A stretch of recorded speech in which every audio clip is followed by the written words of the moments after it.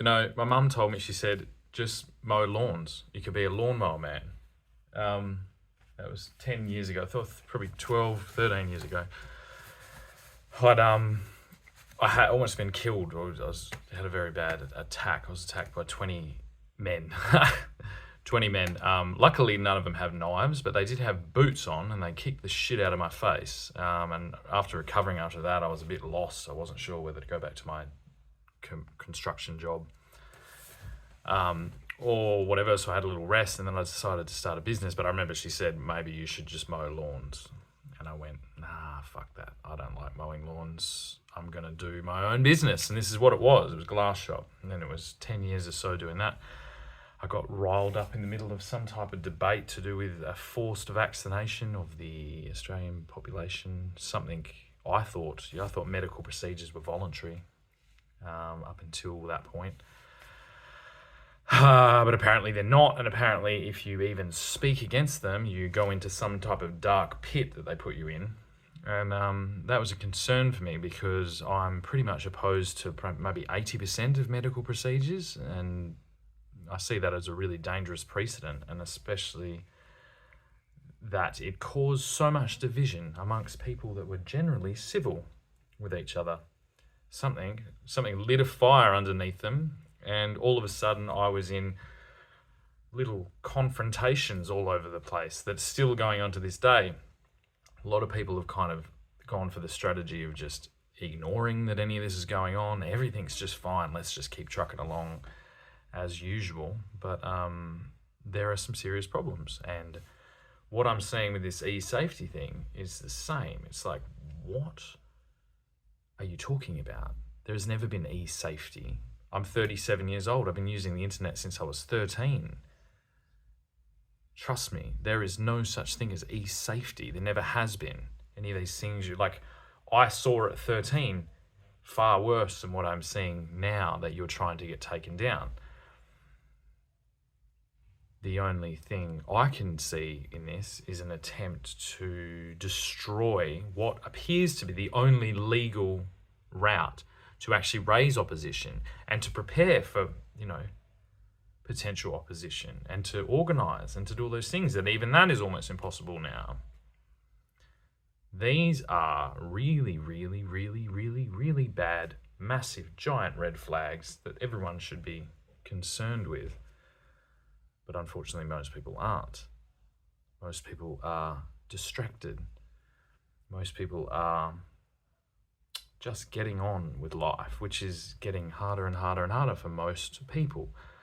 I happen to have a very, very specific set of circumstances that allowed me to do this, and it still has been incredibly terrible. The whole thing, I went to jail because of this, because of a political protest. I went to a maximum security jail. I am now currently on a suspended sentence for what amounts to a political protest online that happened to mention my children as part of it. As a father, my children are always going to be part of my example. My previous family situation is going to be used as my example. If I'm not allowed to freely speak about my past, how do I protect myself from a potential threat in the future? This is the problem.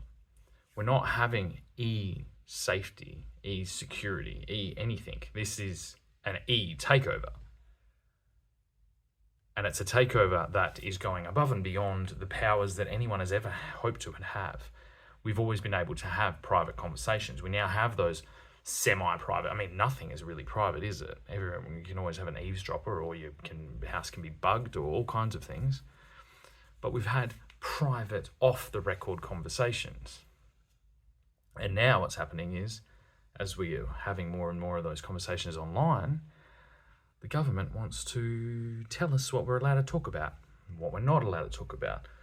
And especially, it seems, because what I've seen recently, it's not about the horrific nature of the content. There is far more horrific nature. I didn't see one piece of anything that was horrific to do with either of the attacks that happened in Sydney last week. What I did see was a whole bunch of people questioning the validity of these. Now that is a very different issue, isn't it? What is that about?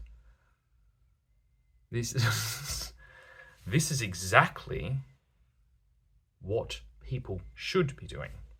And the problem is, it's like, what are you doing? You're trying to take it offline globally. That to me sounds like you don't want people in the world to see what's going on in Australia. Why is that? Why is that? It makes me feel very uncomfortable in this current circumstances where I've already been illegally imprisoned, where I've already been illegally shadow banned, which in my interpretation is actually a torture because it removes my ability to be able to communicate my thing. It's like taking my voice and my senses away. It's taking my only thing I have away. And the disconnect between the online and the offline world, that removing my power in the offline world has just made the offline world people just kind of like, ooh. And there's literally this rift in people where they're like, they'll have offline conversations with me and not ever talk about anything that I'm speaking about, like it doesn't exist. That is a cruel and unusual punishment. I've seemed to have adapted like this weird tolerance to it, but at the beginning it was very, very, very bad. Like very bad. There is things in human rights to protect us against that. But it seems like based on the relatively new nature of the online world, our politicians are just ignoring anything to do with that. So now I'm now in the weird position where I've obviously been flagged, I suppose you would call it. I've been told I've been flagged by the state police or something like that. I will never, under any circumstances, do anything even remotely violent unless I'm attacked. But I have been flagged. So that puts me in the weird position where I am now in a pit online that no one sees. No reach goes out anywhere. Nothing I do goes anywhere. Nothing, no comment gets reported to. So I'm basically stuck in a solitary confinement situation almost. And then if I go and organise anything offline, you're just going to then like pin everything on me. You're going to be like, what are you doing? What's going on here? There's a lot of things just all happened at once, isn't there? A lot of things you're trying to change, considering this environment is basically brand new and no one understands it. No one is an expert at it. Things like the types of things you'll reference as like security and like social norms, those things take very long time to be worked out. Social etiquette, things like that. They're not going to be worked out under censorship because it's not just us, the lowly peasants, that have a problem. It is you as well.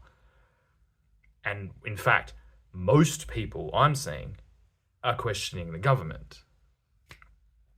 There's not a whole lot of the opposite. It's like, what is the next step? And you really are going to try and create this environment in Australia? And you really think you're gonna do that? There's no way you're gonna do that. Australian culture, we're not Chinese. We're not Asian. We will not we will not just go along with that. You'll just have all kinds of things go on when you're trying to do that. We're questioning our government because our government currently needs to be questioned. It is gone rogue. It is off on some type of quest to repair all the problems that it actually created a whole lot of in a very, very, in a hurry. All of a sudden, hey, let's fix this. Oh, they're questioning us. We've got to fix it now. No. You got 20 years of not fixing it. Now that we're focused on you, you can step the fuck back and let us continue to question the government. Let us continue as people to redesign the government to commingle with the digital world.